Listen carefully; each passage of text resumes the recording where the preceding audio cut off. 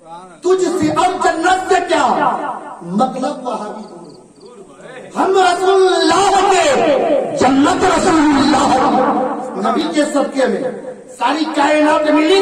نبی کے صدقے میں، اس لیے نبی نے احسان فرمایا، نبی کے آنے پر اللہ نے احسان جتلایا، اللہ نے احسان جتلایا، ایمان والوں پر احسان جتایا، کس کو دیا تو اپنے پیارے نبی کو دیا تو اللہ نے کہا مومنوں پر، تحقیق کہ اللہ نے مومنوں پر بڑا احسان کیا کہ انہی میں سے ایک معزز رسول آئے، میرے آقا آئے تو احسان جتلایا گیا، حالانکہ احسان جتائی جاتی ہے اس چیز پر جس پر دینے والے کو بھی ناز ہو اور لینے والے کو بھی احساس ہو۔ پتہ چلا آدم کو آدمیت دی احسان نہ جتایا، جس کو حکمت دی احسان نہ جتایا، موسیٰ کو جلال دیا احسان نہ جتایا، عیسیٰ کو جلال دیا احسان نہ جتایا، اللہ نے آدم کو بھیجا تو احسان نہ جتایا، شیش کو بھیجا تو احسان نہ جتایا، موسیٰ کو بھیجا تو احسان نہ جتایا، ابراہیم کو بھیجا تو احسان نہ جتایا، لیکن جب اپنے نبی کو بھیجا ہے تو احسان جتا لیا۔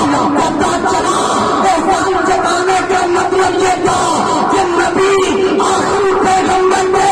اگر دنیا میں کسی کو وجود ملی ہے تو وہ نبی کے صدقے میں ہے، عیسیٰ آئے نبی کے صدقے میں، موسیٰ آئے نبی کے صدقے میں، دانیال آئے نبی کے صدقے میں، ابراہیم آئے نبی کے صدقے میں، اسماعیل آئے نبی کے صدقے میں۔ ثبوت لگانے ہی بتائے بارہ نور کا کیوں ہے نور تیرا سب گھرانہ نور کا،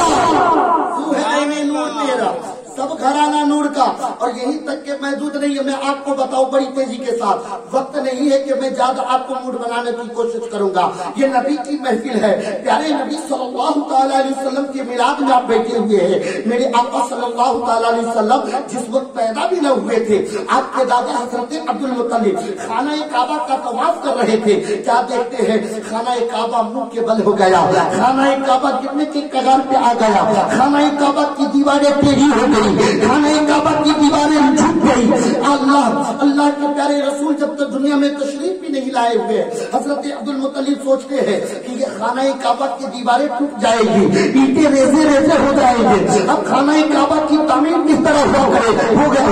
اس لیے کہ تو ابراہیم خلیل اللہ نے تعمیر کی ہے، یہ اسماعیل جبیل اللہ نے تعمیر کی ہے، اتنا سوچ ہی رہے تھے کہ آنے والوں نے خبر دیا ہے، اے عبد المطلب، اے سردار قریش، آپ کے گھر میں آپ کے بیٹے